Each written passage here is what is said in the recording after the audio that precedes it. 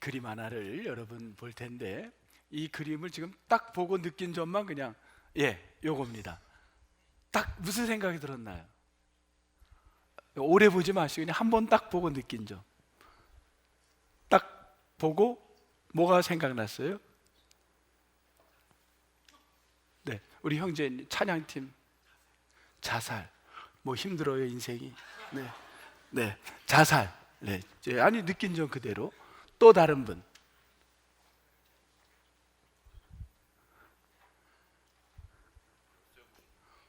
네, 열쇠고리. 와우, 또 독특한 열쇠고리. 취미가 고약해. 열쇠고리. 각자 느낀 점은 저건데, 이게 미국의 초등학교 아이가 이제 선생님이 그 휴가 버케이션을 애들이 이제 보내고 왔을 때 과제를 내줬어요. 지난 버케이션에 그 가족들하고 보낸 거 그림을 한번 그려보자고. 그다음에 애들이 그렸어요. 근데 저 그림을 선생님이 딱 보고는 선생님 머릿속에 떠올랐던 거는 우리 여기 찬양팀의 형제 같은 생각이 딱 들었어요. 아이가 우울증에 걸렸나? 아니 뭐지? 그래서 도저히 저거 선생님 부모님을 오시라 그랬더니 엄마가 왔어요. 그 어머니가 오셨길래 아이 그림을 선생님이 너무 정말 불편하지만 뭔가를 할 수밖에 없어서 그림을 이렇게 보여줬어요. 이게 아이가 그린 그림인데 어떻게 생각하세요? 하고, 이게 봐도 엄마 아빠 그리고 그 아이 그리고 형제 같은 네 식구를 그린 거 아닙니까? 그래서 이렇게 보여줬어요. 그랬더니 그 어머니가 이렇게 그림을 보더니만 예, 그래서 깔깔깔깔대고 웃는 거야. 예. 이 엄마는 이 그림을 보면서 뭐를 얘기했냐면,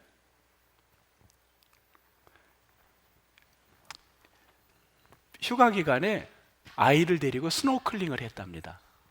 그리고 스노클링을 바다에서 하는데 너무 재밌었대요. 그래서 지금 아이는 뭘 한 거예요? 버블을 이렇게 물거품이 막 나고, 그 다음에 또 하나가 브레싱 튜브가 호흡을 이렇게 하는 그거를 아이는 그린 거예요. 그래서 선생님이 너무 계면적이니까 이러고는 그 또래 아이들을 몇 명을 불렀어요. 그래가지고 그 그림을 보여줬어요. 너희들이 이걸 볼 때 어떻게 생각하니? 하고 보여줬어요. 그랬더니만 그 또래 아이들이 딱 보는 순간 와, 너무 재밌었겠다, 그렇게 본 거야. 7살째 아이들은 그냥 딱 보는 순간 너무 재밌게. 여러분이 한번 테스트 하려면 아까 초기 화면 보여주세요. 이거 써 있으니까 안 되고, 지금은 요 그림을 아이들한테 한번 보여줘 보세요. 어린아이한테 어떻게 느끼니? 그럼 얘네들은 딱 보는 순간 물방울이네, 물에서 재밌겠네, 그걸 보는데, 왜 선생님은 여러분에게 여쭤볼게요. 혹시 물방울로 이거를 물놀이로 보신 분? 우리 저기 우리 물방울로 보신 거예요? 아이들을 가리키시는 분이라 역시 좀 다르신 것 같은데. 그러면 나는 여기 찬양팀처럼 다 목매달아 죽는 걸로 생각했다, 그렇게 보신 분 다 한번. 차마 들지는 못하겠어, 그죠? 제가 혼자 대표로 들게요. 네, 여러분 괜히 거기까지 또.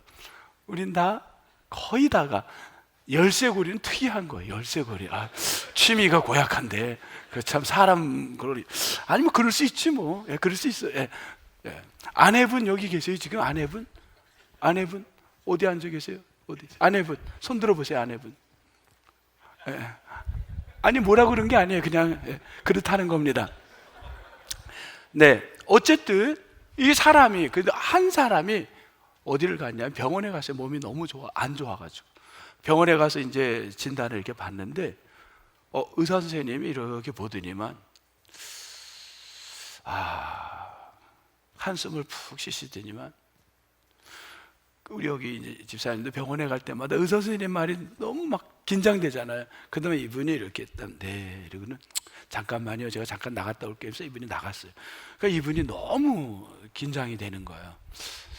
그래가지고 이게 뭐 요새 컴퓨터 앞에서 하니까 뭐 영어 글씨고 뭐 알아볼 수도 없잖아요. 근데 그 앞에 이분이 종이 차트에다 뭐 쓴 게 또 하나 있어요. 그래서 뭘 썼나 이렇게 이제 선생님이 없으니까 이러고 쓱 가서 봤더니만 거기에 뭐가 써 있냐면 다 영어인데 못 알아보겠어요. 그래서 막 글자를 막 휘갈려 썼는데 하나 들어온 글자가 있어요. 뭐라고 썼냐면 소부암이 딱 들어온 거야.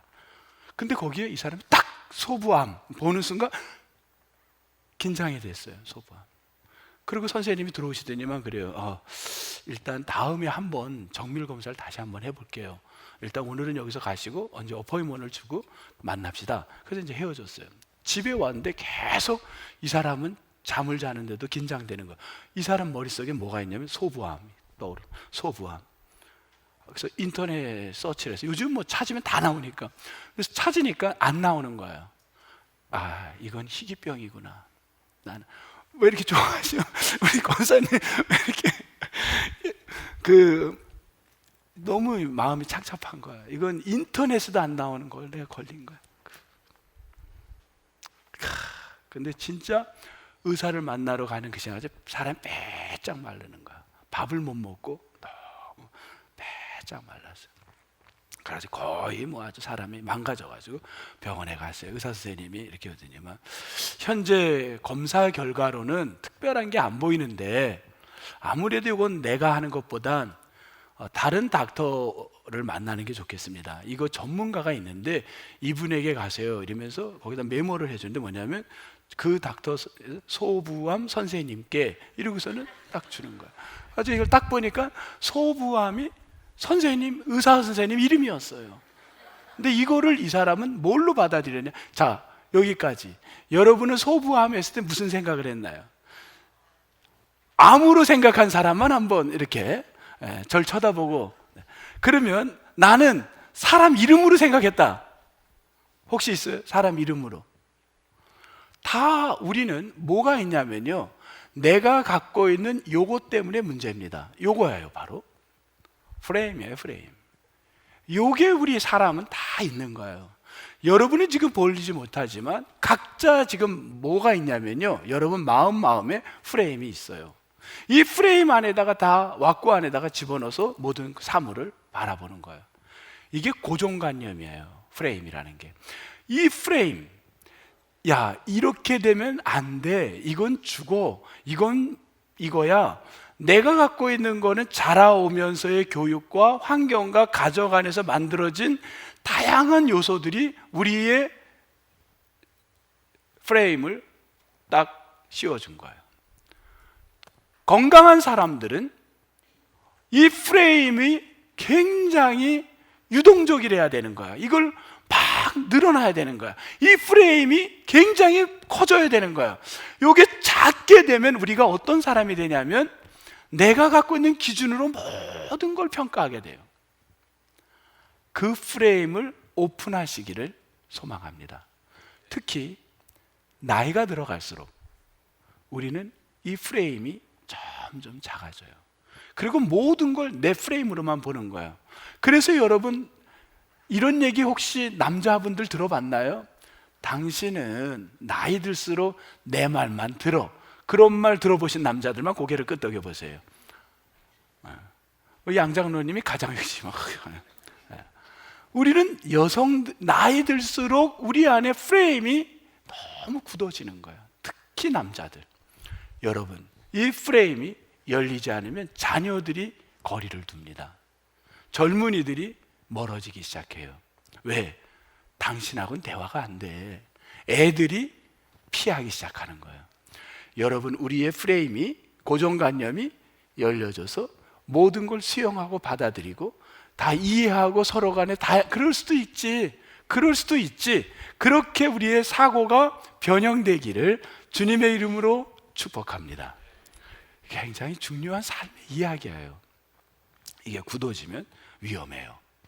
그런데 왜 이야기를 했냐면요, 이런 거예요. 오늘 성경에 민수기 8장의 주인공이 누구냐면 레위인이에요. 레위인. 자, 레위인 하면 여러분 딱 떠오르는 게 뭔가요? 레위인. 우리 형제님, 레위인 하면 순종하고 굿 크리스찬의 이미지가 떠올라요. 레위인 하는데 부정적인 게 떠오르는 사람은 거의 없을 거예요. 굿 크리스찬이에요. 아, 레위인 괜찮아. 이 레위인이라는 프레임이 어떤 걸로 써야 했냐면요, 우리에게는 좋은 걸로 딱 프레임이 갖춰진 거예요. 왜 그러냐면요, 민수기 1장에 우리가 이미 공부할 때 봤어요. 민수기 1장에 어떤 프레임을 우리에게 씌워줬냐면 레위인에 대하여, 민수기 한번 찾아볼게요. 1장 49절을 한번 가보고 50절을 보겠습니다. 그 민수기 1장 49절 50절에 이 프레임을, 레위인의 프레임을 이렇게 형성되게 만든 거예요. 뭐냐면 이런 겁니다. 민수기 1장 49절 뭐죠? 너는 레위 지파만은 얼마나 독특하면 이 지파는 숫자도 쉬지 말래요. 계수하지 말라는 거예요. 그들을 이스라엘 자손 계수 중에 넣지 말라. 그리고 너희들은 이런 일을 하래요. 너희는 전쟁이나 이런 데도 나갈 필요가 없는 거예요. 50절 무슨 일을 하냐면 1번 모든 증거의 성막과 모든 기구와 모든 부속품을 뭐하라? 관리하라. 1번. 2번 그 성막과 그 모든 기구를 뭐하라? 운반하라. 3번 거기서 봉사하라. 너가 할 일은 이거라는 거예요. 성전에서 일하고 너는 전쟁과 그런 데 나갈 때 거기에 인구에 치지도 않을 것이다. 너는 이미 구별된 자라는 거예요. 그 레위인은 자기가 한 게 아무것도 없어요. 태어난 출생 자체가 레위인입니다. 여러분, 이걸로 우리는 프레임을 갖춘 거예요. 저는 이런 프레임이 있어요. 제 거를 오픈을 할게요. 어떤 게 있냐면 이런 내용을 한번 연결시켜서 오픈을 해볼게요. 저에겐 뭐가 있냐면 몇 대째 신앙생활을 하는 분이래. 그러면은요 굉장히 그분에 대해서 신앙적 존경을 하게 되는 거예요. 몇 대째 신앙인이래. 그런 마음속에 존경심을 가져요. 두 번째 뭐가 있냐면 거기에다가 그 부모님이 이북 출신이래. 그러면은요 더 이상 볼 것도 없는 거예요. 야, 이북 출신에다가 그 다음에 몇 대째 믿는 집안이래. 그러면은 어떤 게 있냐면 제 속에 왜 만들어졌는지 몰라도 저에게 씌워진 프레임에는 굿 크리스찬이라는 게 머릿속에 딱 감지가 돼버린 거예요. 자, 여러분을 또 여쭤볼게요. 오늘은 장로님이 계속 망가져야 되는데 저 두 번째 형제가 자꾸 망가지고 있습니다. 제가 지금 굿 크리스찬이라고 정의 내렸던 첫 번째 사람, 몇 대째 믿고, 두 번째 이북 출신의 그 신앙의 혈통을 가진 사람이다. 이런 사람들 가운데 나쁜 사람이 많을까요, 적을까요? 찾아본다면 찾을 수 있을까요, 없을까요? 네? 조금 더 크게 있을 것 같죠. 여러분, 없을까요? 혹시도 우리 주변에 이북 집안의 부모님이 이북 사람이고 그리고도 신앙생활은 아주 개차반으로 하는 사람이 있을까요, 없을까요? 있을 겁니다. 근데 저에게는 프레임이 씌워져 있는 거예요. 이북 분들이고 또 더군다나 몇 대째 믿는 사람이다 그러면 저에겐 뭐가 있냐? 그 사람은 좋은 신앙인이야 라는 프레임이 있는 거예요. 오늘 레위인에 대해서 사람들은 어떤 프레임을 갖고 있냐면 굉장히 거룩하고 구별된 사람이야. 이미 태어난 출생부터가 달라. 그 프레임을 갖고 있는 겁니다. 그런데 거기다 대고서는 오늘 본문에 뭐라 그랬냐면요, 민수기 다시 8장 본문으로 갑니다. 뭐라 그랬어요? 8장에 이렇게 얘기를 합니다. 6절, 7절, 8절 6절, 7절에 세 번이나 나오는 얘기가 있어요. 뭐라 그랬어요? 정결하게 하라. 이 정결하게 하라는 거는 이게 그냥 정결하게 하세요 이게 아니에요. 아주 강한 말이에요. 왜 강하냐? 명령입니다. 이 말은 명령이에요. 와티하르타라는 건 명령이에요. 제사와 관련된 일을 도덕적 순결을 요하는, 이 정도의 순결을, 강한 순결을 요구하는 아주 강한 명령을 지금 쓰고 있는 거예요. 너는 정결하라. 누구한테 이 말을 하는 거예요? 레위인한테 하는 거예요. 레위인은 굿크리스찬이라는 우리는 고정관념이 있는데, 프레임이 있는데 거기다 대고 정결하라. 그것도 세 번을 얘기하는 건요, 반복 세 번을 문장으로 히브리 문장에 하는 거는요 아주 강조한 거예요. 너는 강조하는 거예요. 정결하라는 거예요. 문제가 심각하다는 거예요. 넌 정결하라. 자, 이제 여러분에게 그러면 성경에 레위인에 가진 여러분들이 아까 순종적이고 그 크리스찬이라는 이 고정관념의 프레임을 제가 이제 깰게요. 레위인이 아주 이게 정말 인간 저거보다 하는 걸 이제부터 얘기를 하겠습니다. 어디에 나오냐면 성경에 잘 안 나와요. 그런데 어디에 집중적으로 나오냐면 레위인의 문제점이 어디에 등장하냐면요, 사사기에 많이 나옵니다. 자, 여러분 그냥 성경은 피지 않아도 돼요. 제가 스토리로 해줄게요. 사사기 17장에 가면요, 레위인이 개인 미가의 집의 제사장의 역할을 합니다. 개인 미가의 집에 가서 일을 하는 거예요. 공동체를 위하고 나라를 위한 게 아니라 한 집의 사람, 미가라는 사람을 위해 내가 개인 제사장의 일을 하는 거예요. 이게 누구였냐면 바로 레위인이었어요. 그게 사사기 17장이에요. 두 번째, 요건 조금 더 아주 듣기가 거북한 거예요. 사사기 19장의 일입니다. 한 레위인이 있어요. 그 집에 그 레위인이 누굴 뒀냐면요, 첩을 뒀어요. 근데 그 첩을 뒀는데 무슨 일인지 몰라도 어느 날 이 첩이 집을 나가버립니다. 집을 나가서 어디로 갔냐면 자기 아버지 집으로 가요. 자기 아버지 집으로 가서 며칠을 있냐면 4개월을 있습니다. 4개월을 있는데 남편이 찾지 않았습니다. 4개월이 되었을 때 남편이 그 부인 첩을 찾으러 갑니다. 그리고 그 아버지 집에 가서 그 부인을 데리고 오는데 며칠 3, 4일인가 있어요. 그리고는 그 부인을 데리고 옵니다. 오는 도중에 껌껌해서 먼 길이라 거기서 하루 투숙을 하는데 그 머문 집이 이름도 없는 웬 할아버지네 집이었습니다. 그 집에 자기 부인을 데리고 들어갑니다. 그런데 그 집에 무슨 일이 있냐면요, 그 지역의 베냐민 지파 사람들, 남자들 몇 명이 찾아왔습니다. 소문을 듣고. 그리고 문을 두드립니다. 너희 집에 손님이 왔지. 이 손님을 누구를 가리키냐? 레위인을 가리키는 거였어요. 남자를 가리킵니다. 남자들이 남자를 요구하는 겁니다. 그 남자를 우리가 상관해야 되겠다, 그렇게 얘기를 합니다. 그럴 때 이 할아버지하고 레위인이 작당을 합니다. 그리고는 그들이 안 나가고 누굴 내보내냐면 첩을 내보냅니다. 첩이 윤간을 당합니다. 그리고 그 첩은 그 자리에서 죽습니다. 자, 요 이야기예요. 이 이야기를 우리는 어떤 프레임으로 지금까지 성서를 해석하고 있었냐면, 그 시대에 왕이 없으므로, 그 시대에 왕이 없기 때문에 이런 끔찍한 일이 일어난 걸로만 해석을 해왔습니다. 그런데 사실은 여기서 놓친 해석이 있어요. 이거는 신학적 반성이 매우 필요한 거예요. 그런데 이거를 입에 담고 싶지 않았던 거예요. 왜? 남성 위주의 성서적 해석을 해왔기 때문입니다. 성경은 남성들 중심의 이 풀이가 됐고, 이 해석을 이렇게 많이 기록한 사람들도 남성들이었어요. 그러다 보니까 제사장들이 이걸 기록하다 보니까 이 문서를 매우 남성 위주로 쓰기 시작했던 겁니다. 사실은 여기서 놓치지 말아야 될 부분은 뭐냐면, 당시에 여자가 집을 떠나는 일은 없었습니다. 남자가 쫓아내든지 남자가 다른 부인을 얻고 내보내든지 그러지 않고, 아니면 가정폭력, 때려서 그 여자를 나가게 하지 않고는 절대 나가는 일이 없습니다. 이 여자가 가서 자기 아버지 집에 가서 4개월을 있었다는 건 분명히 그 집에는 무슨 일이 있었냐면, 이 남자가 찾지 않았다는 걸 볼 때 이 남자는 가정폭력을 했을 가능성이 상당히 높다는 겁니다. 문제의 원인은 이 여자에게 있었던 게 아니라 집을 나가게 했던 남성의 행위가 있었다는 겁니다. 그런데 그 행위를 우리는 해석하지 않았다는 거예요. 그래서 이 여자는 4개월을 그는 자기 아버지 집에 머물렀는데, 남자가 4개월을 있다가 뒤늦게 여자의 집에 찾아와서 가자고 합니다. 그때 이 여자는 할 수 없이, 아니면 무슨 이유인지 남자를 따라갑니다.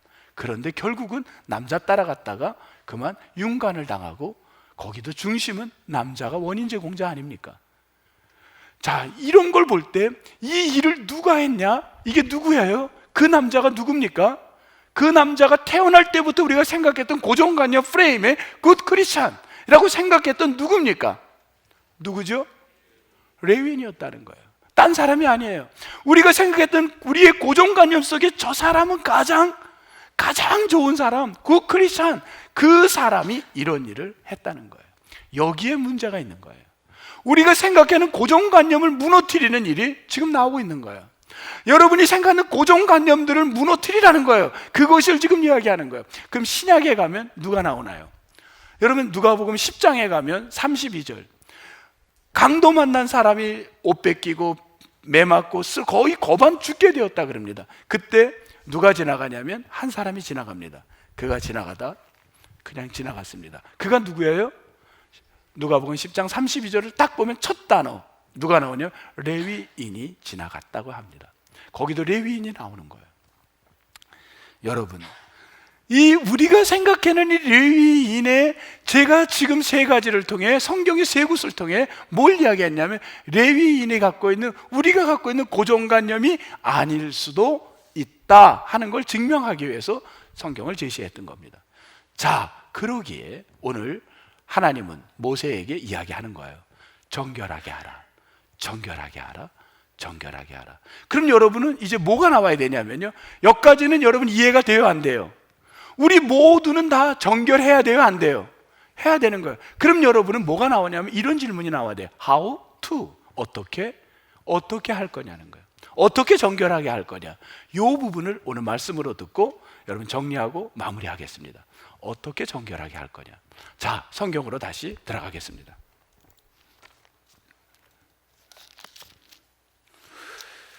정결하게 하라 세 번을 얘기하고 7절. 자, 정결하는 방법. 1번, 속죄의 물을, 여기 1번입니다. 속죄의 물. 속죄의 물을 뭐 하라는 거예요? 그 레위인에게 뿌리라 하는 거예요. 우리에게 뿌리라는 거예요. 뿌려라. 속죄의 물. 그 속죄의 물은 어떻게 만드냐는 거예요. 속죄의 물이 수돗물인가? 어떤 물인가? 속죄의 물은요, 무슨 물이냐면, 간략하게 할게요. 붉은 암송아지, 소가 아닙니다. 붉은 색깔 나는 암송아지를 불에다가 태워서 재로 만드는 것을 섞고, 그걸 물에다 섞고 그것을 뿌리라고 했던 거예요. 자, 이게 1번입니다. 실제로 이렇게 뿌렸던 게 역사에 봤더니만 벽화에 나왔는데, 이집트의 19왕조 때 뭐가 왔냐면요, 거기에 보니까 이게 네포롬페트라는 그 사람의 저기에 이게 왕조 때 이게 뿌려진 거예요. 그 네포롬페트라는 그 무덤에서 19왕조의, 이집트의 19왕조가 언제냐면 시기적으로 지금부터 3000년 전인 거예요. 그때의 벽화에 뭐가 나면 한 사람이, 그 호랑이 가죽을 쓰고 있는 사람이 남자와 여자에게 뭐라면 속죄의 물을 뿌리는 게 그림으로 나온 거예요. 실제로 그것을 역사 속에 이루고 있었던 겁니다. 지금은 전해지지 않고 있어요. 그 시대, 적어도 지금 3000년 전까지는 있었다는 거는 역사적 사실로 나온 거예요. 속죄의 물을 뿌려라. 두 번째, 우리 본문 또 갑니다. 두 번째, 7절에 셋째 줄, 그들의 전신을 어떻게 하라고요? 삭도로 밀어라. 왜 삭도로 밀었냐면, 털을 통한 전염을 당신은 생각했습니다. 그걸 밀으라는 거예요. 세 번째, 의복을, 7절입니다. 의복을 빨게 하여, 이게 세 번째입니다. 처음에는 속죄의 물, 두 번째는 뭐예요? 삭도를 대고, 세 번째 의복을 빨아라. 그런데 요 세 가지가, 이건 뭐지? 뭘 말하나? 그런데 이미 성경에 이 이야기가 나온 데가 있어요. 어디에 나왔냐면 레위기 14장으로 가보겠습니다. 레위기 14장을 찾아보겠어요. 레위기 14장에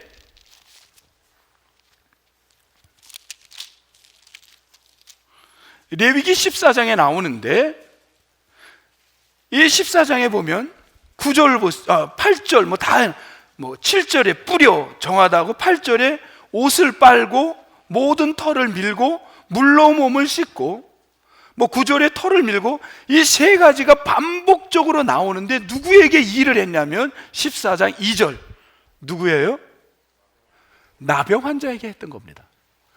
그 시대에, 구약 시대에 가장 인간에게 치욕적인 거, 죄의 결과로 받고 죄로 말미암아 오는 병이었고, 가장 인간에게 아주 부정한 질병이 있었는데, 그 중에 하나가 어떤 거냐면 나병이었습니다. 문둥병이었습니다. 지금 이 민수기 8장에서 하나님이 모세에게 이제 레위인에게 일을 주려고 하는데, 그 일을 하기 전에 레위인을 그냥 우리의 프레임이 굿 크리스찬으로 보지 말고 이 레위인을 어떻게 하라냐면 나 환자 취급을 하고 있는 겁니다. 나 환자 취급을 하며 나 환자에게 걸렸을 때 치료하는 방법이 요 세 가지였습니다. 당시 고대 사회는 병을 치료하는 의학이 발달하지 않을 때인데 종교 제의를 통한 치료를 했는데, 그때 방법이 뭐였냐면 뿌리고 속죄물을 뿌리고 그 다음 뭐 했어요? 삭도로 밀고 털을 세 번째 옷을 빨고 이것이 그 시대의 치료법이었습니다. 지금 이거를 누구에게 하라는 겁니까? 레위인에게 하라는 겁니다. 왜 레위인에게 이 일을 하라는 거예요? 다시 민수기로 들어가겠습니다. 여러분 민수기 8장. 왜 이 일을 하나요? 그것뿐만이 아니에요. 그걸로 끝나나요? 8절에 보니까 번제를 드리고 둘째 줄에 소제를 드리고 가루로, 그 다음 9절에 10절에 보니까 끝에 보니까 그 다음에 안수하고, 그걸로 끝나는 게 아니라 11절에 보니까 뭐를 하라 그래요? 그들을 흔들어 바치는 제물로 이들을 뭐 하라 그러는 거예요? 흔들어 바치는 것. 13절에 보니까 그걸 뭐라 그래요? 여호와께 요제라, 요제를 드려. 요제는 뭐냐면 성전에서 앞으로 나갔다 뒤로 나갔다가 흔드는 거예요. 짐승을 갖고 앞으로 뒤로 흔드는 거예요. 이 요제를 드리는 거, 요자가 흔들 요자인데, 여러분 요요 뭐 이런 거 있잖아요. 요 흔들요. 이 요제를 드리는 이유는 딱 하나입니다. 뭐냐면 레위기 10장 14절 한번 찾아보겠습니다. 왜 요제를 드리느냐? 레위기 10장 14절. 여러분 성경 말씀을 몇 구절 계속 찾습니다. 여러분에게 불편해도 도움이 되기를 축복합니다. 15절, 레위기 10장 15절. 그 들어올린 뒷다리와 흔든 가슴을, 이게 요제예요. 흔드는 것. 화제물에 기름과 함께 가져다가 누구 앞에? 여호와 앞에 흔들어 요제를 삼을지니. 이 요제를 드린 것은 이는 여호와의 명령대로 말씀대로 누구 거라고요? 너와 내 자손의 영원한 소득이니라. 너와 내 자손은 누구를 가리킬까요? 여기서 15절에 너는 누구를 가리킬까요? 여러분 그 위에 12절부터 이건 누구에게 쓴 말이에요? 제사장에게 한 말이에요. 너에게 제물이 됐다, 너의 소득이다. 흔든 것은 누구 거냐면 제사장 거라는 거예요. 그렇다고 한다면 사람을 흔들었어요. 레위인을 흔들었어요. 그러면 이 레위인은 누구 거라는 거예요? 여러분 대답해 보세요. 레위인이 지금 누구 거라는 거예요? 제사장 거. 아니요, 성경들 제사장 거라는 거예요. 제사장을 뭐 하라? 다시 민수기로 갑니다. 여러분 민수기로 가요. 오늘 머리가 좀 복잡하죠? 우리 그래도 보겠습니다. 여기 보면 11절, 여러분 11절에 보세요. 왜 제물로 드렸어요? 왜 제물로 요제로 드려요? 뭘 하라고? 그거 보세요. 그 다음 또 어디로 보니 15절 보세요. 15절 또 똑같은 단어가 있나요? 그 다음 19절 보세요. 넷째 줄쯤 보세요. 그 다음 22절 보세요. 둘째 줄. 그 다음 24절 보세요. 공통점은 뭐였나요? 무엇을 위해서 요제를 드린 거예요? 제사장이 드리는 것이었어요. 이 드린다는 걸 무엇 때문이냐? 봉사하기 위하여. 제사장의 일을 봉사하기 위하여, 돕기 위하여 너를 뭐 하냐? 레위인을 지금 뭐 하고 있는 거예요? 이 복잡한 이 제사를 드리고 있는 거예요. 요제까지 드리는 거예요. 너는 제사장, 여호와를 위하여 봉사하라는 거예요. 근데 이 봉사가 여러분 어떻게 쓰였냐면, 이 봉사가 히브리 말로 이런 말이에요. 이 말은 여러분 잘 아는 거예요. 아바드라는 말입니다. 아바드. 이 아바드는 그냥 섬기는 게 아니고 봉사가 아니라 서비스가 아니라 이 말 속에는 예배한다라는 말과 섬긴다라는 말이 두 가지가 같이 들어간 말이에요. 그러니까 아바드는 성전에서만 쓸 수 있는 단어예요. 성전의 예배를 위하여 섬기는 일이 바로 아바드인 줄 믿습니다. 오늘 그러면 우리가 이 찬양대가 지금 하나님 앞에 찬양을 올리는 거예요. 이 일은 무슨 일일까요? 바로 이 일이 아바드예요. 여러분 우리 찬양대만 한번 따라 하시겠어요? 아바드.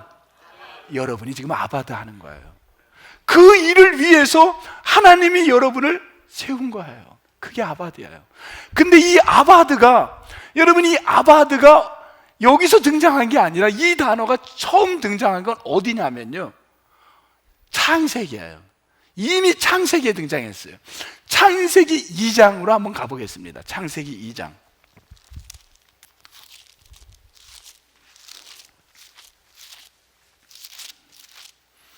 창세기 2장 15절을 보세요.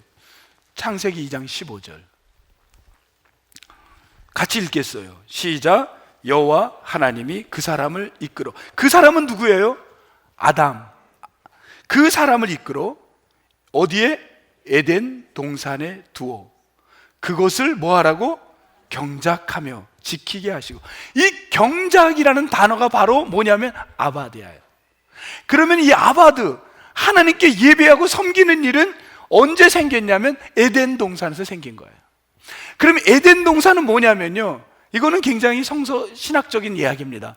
에덴 동산은 하나님과 인간이 만나는 장소였어요. 그걸 하나님과 인간이 만나던 장소예요. 그 에덴 동산, 동산이라는 말은 히브리 말로 울타리라는 거예요. 그 에덴은 기쁨이라는 말이에요. 기쁨의 울타리 안에 하나님과 같이 있는 게 기쁨의 울타리예요. 그 안에 있었는데 인간의 죄로 말미암아, 아담의 죄로 말미암아, 하와의 죄로 말미암아 에덴에서 쫓겨나게 된 거예요.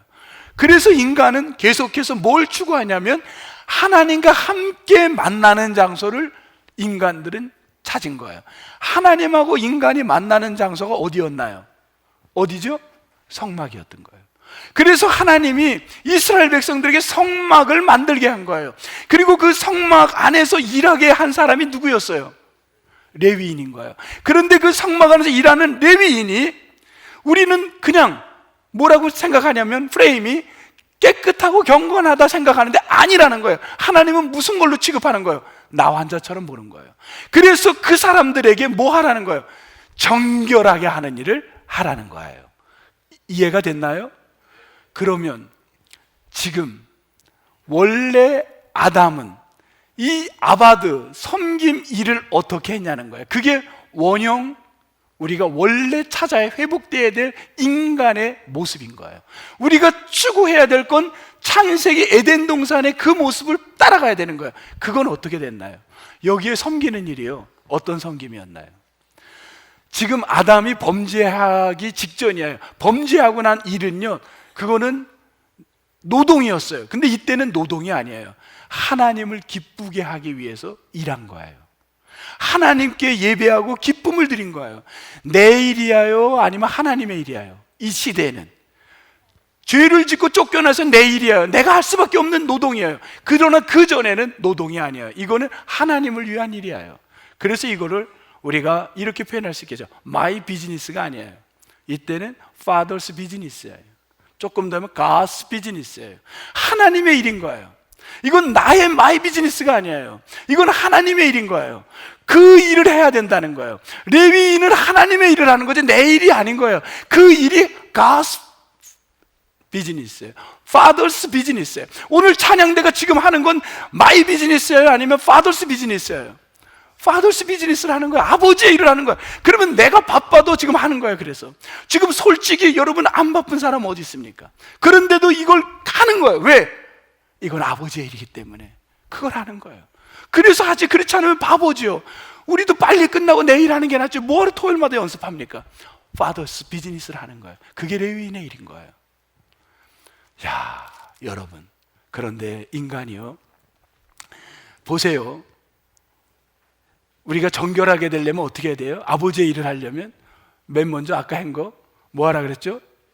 속죄의 물을 뿌리고, 두 번째, 요거 다 외우는 사람 있나 한번 볼게요. 1번 속죄의 물, 2번 삭도, 3번 옷을 빨고, 4번 번제물을 드리고, 8번 아니 4번 5번 갑자기 8번 5번 소제를 드리고, 그 다음 6번 안수받고, 7번 요제를 드렸어요. 이게 다 기억이 나세요? 엄청난 걸 오늘 들은 거야. 그러면은 그것이 하나님 앞에 정결하게 되는 길이에요. 근데요, 한 달만 되면요 벌써 몸에 털이 나고, 이게 정신없는 거야. 이 8번을 7번 8번을 어떻게 합니까?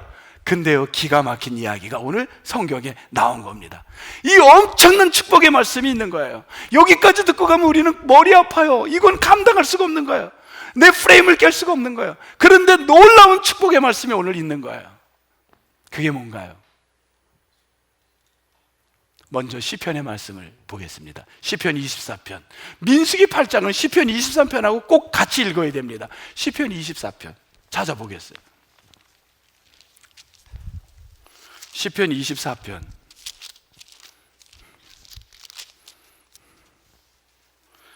3절 보겠습니다. 자, 3절 시편 24편 3절 시작. 여호와의 산에 오를 자가 누구며 그의 거룩한 곳에 설 자가 누구인가? 거룩하게 깨끗하게 부정한 걸 정결하게 할 사람이 누군가? 레위인을 찾는 거예요. 누군가? 4절 그 다음 시작. 곧 손이 깨끗하며 마음이 정결하며 뜻을 어타는 데 두지 아니하며 거짓 맹세하지 아니하는 자로다. 우리를 모든 걸 씻는 거예요. 옷을 깨끗이 하고 모든 걸 정결하게 씻고 모든 털을 다 깎고 그런 자들이라. 이런 자들이라는 거예요. 그는 여호와께 복을 받고 6절 같이 읽겠습니다. 그러면 그렇게 하려면 어떻게 해야 되느냐? 6절 시작. 이는 여호와를 찾는 족속이요 야곱의 하나님의 얼굴을 구하는 자로다. 아멘. 뭐 하라고요? 하나님을 찾는 자가 되시길 바랍니다. 우리가 하나님을 찾는 거예요. 그럴 때 하나님께서 히브리서 10장 한번 볼게요. 히브리서 10장 362면 신약성경 362면 히브리서 10장 10절 히브리서 10장 10절 히브리서 10장 10절 362쪽 자 시작. 이 뜻을 따라 예수 그리스도의 몸을 단번에 들이심으로 말미암아 우리가 거룩함을 정결함을 얻었노라. 누구 때문에? 예수 그리스도로 말미암아. 여러분 믿습니까? 우리가 정결하게 되는 길, 그분을 예수님을 찾아야 돼요. 하나님을 찾아야 돼요.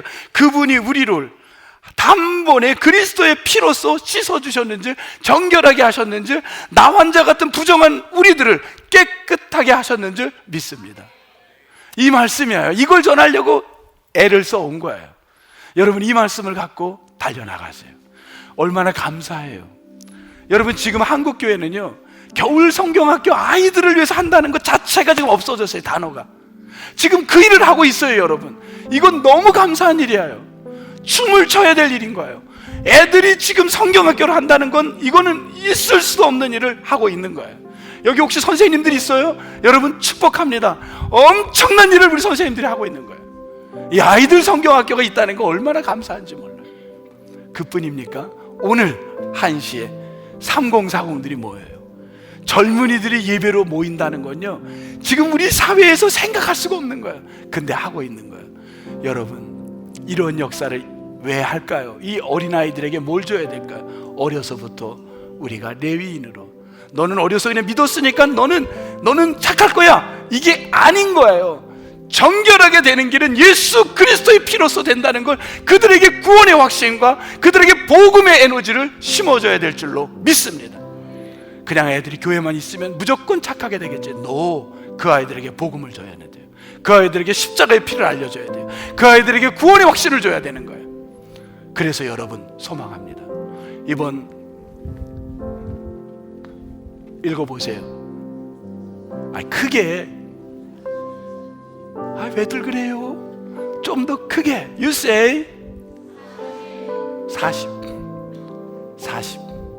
책자 갖고 아침마다 기도하고 한번 여러분 하나님 내가 고정관념 내가 오늘 교회 와서 찬양했으니까 나는 거룩해졌겠지. 나는 오늘 예배 드렸으니까 거룩하겠지. 더군다나 10분도 오바해서 예배 드렸으니까 더 축복 줬겠지. 그 프레임 깨시고 날마다 하나님 앞에 나와서 이 사순절 특별 새벽 기도하면서 자기를 점검하면서 여러분 주님께 칭찬받고 쓰임받는 요제를 드린 주님께 영광 돌리는 예배자가 되기를 주의 이름으로 축복합니다. 하나님 감사합니다. 저희들 다 정말 주님께 인정받고 쓰임받기 원합니다. 주님이 사순절을 의미 있게 보내고 교회에 이런 아버지 하나님 아이들도 구원의 확신 예수 그리스도의 보혈의 능력 아버지 하나님 이것을 확실히 깨닫는 역사가 일어나게 도와 주옵소서. 소망하며 예수님 이름으로 기도합니다. 아멘.